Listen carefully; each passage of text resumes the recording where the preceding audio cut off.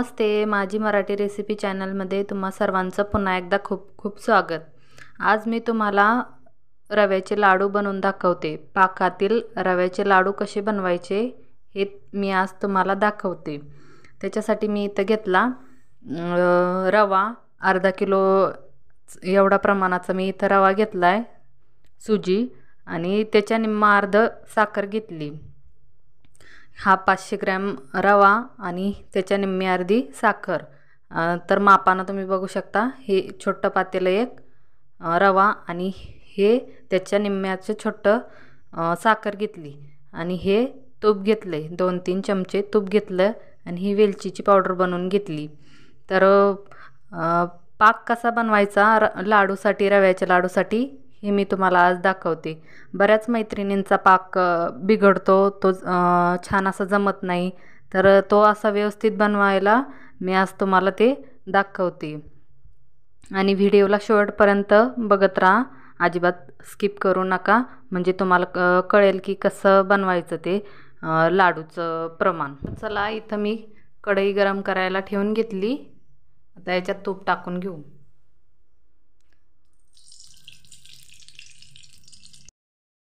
2-3 मोठे चम्मच तूप टाकून घ्यायचं। रवा भाजायला जास्त काही तूप लागत नाही, थोडं तूप लागतं। आता रवा टाकून घेऊ।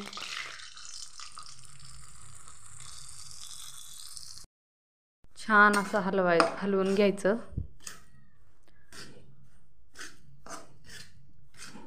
गॅस मीडियमच ठेवायचा आणि छान असा लालसर होऊस तोपर्यंत आपला असा हलवत रवा भाजून घ्यायचा। छान असा रव्याचा खमंग सुटतो भाजत आल्याच्या नंतर रवा।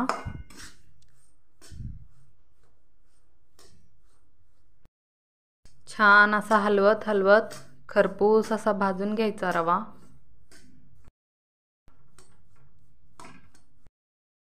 हे बघा, रवा छान आपला भाजत आलेला आहे, छान असा सोनेरी रंग झालेला आहे याचा। छान असा भाजू द्यायचा, सोनेरी रंग होऊ द्यायचा आणि नंतर रवा काढून घ्यायचा। छान असा रवा भाजून तयार झालेला आहे आपला। आता चला आपण याला काढून घेऊ। हे बघा, इथं ताटात मी काढून घेते।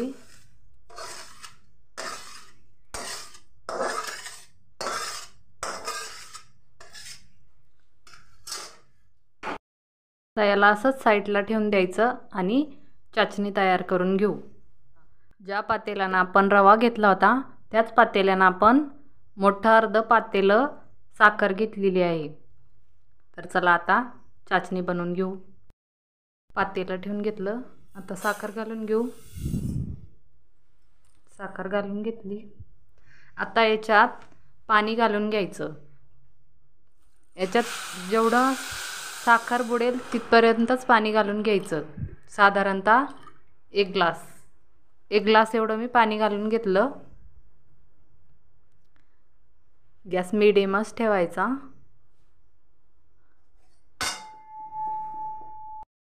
आणि याला हलवत राहायचं जोपर्यंत साखर विरघळते, तोवर याला असं हलवत राहायचं, म्हणजे हे खाली चिकटणार नाही।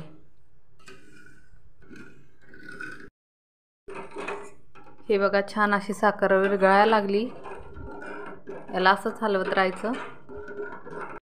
बघा, छान अशी उकळी फुटायला लागली याला, तरी पण अजून आपला पाक तयार झालेला नाही, तर याला असंच हलवत राहायचं।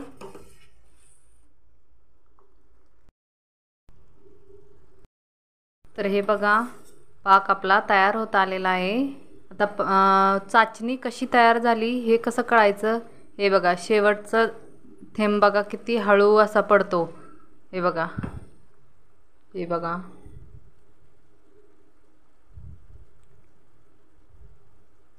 शेवटचा थेंब असा एक तार अशी तुटून पडल्यासारखी दिसते, हळू असा थेंब पडतो। आणि अजून कसं चेक करायचं? हे बघा, असं अशी तार बनवून तयार झालेली आहे पाकाची। हे बघा, अशी तार सुटायला लागली, तर असं समजायचं आपला पाक आता बनून तयार आहे। नाहीतर असं चेक करायचं, एका प्लेटमध्ये पाणी घ्यायचं आणि पाण्यात हे असं टाकायचं। हे बघा, अशी तार नाही पाण्यात मिक्स झालं लवकर तर समजायचं पाक बनून तयार झालेला आहे। हे बघा, पाण्यात लवकर आपला मिक्स होत नाही तर पाक बनून तयार आहे। आता गॅस बंद करू आणि पाक ओतून घेऊ रव्यामध्ये। पटकन सगळा एकदाच टाकून घ्यायचा गरम गरम असा, म्हणजे थंड झाल्याच्या नंतर तो मिक्स होत नाही।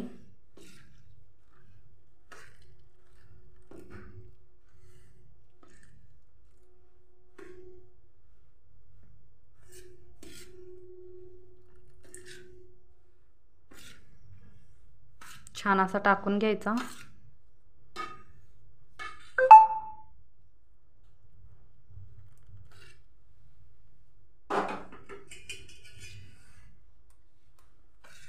छान त्याला मिक्स करून घ्यायचं।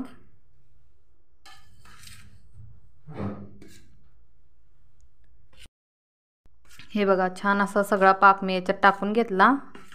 हे जरी पातळ दिसत असलं तरी जसं थंड होतील तसं हे घट्ट होत जाईल। तर याला असंच सोडून द्यायचं। वेलची पावडर टाकून मिक्स करून घेऊ। वेलची पावडर,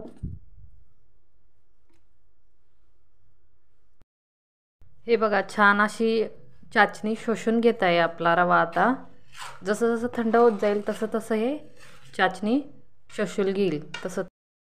हे बघा, सगळी हे बघा, छान असा फुललेला आहे रवा, छान असा मोकळा झाला।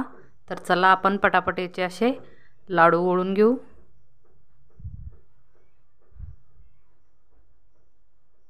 हे बघा, असे छान असे लाडू बांधून घ्यायचे याचे छोटे छोटे।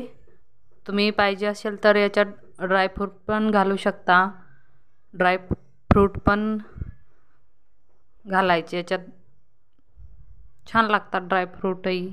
माझ्याकडे नाही तर मी नाही घालणार, तुम्ही घालू शकता।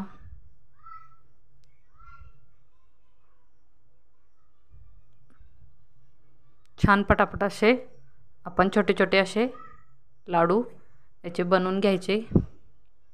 खूप पटकन बनवून तयार होतात लाडू।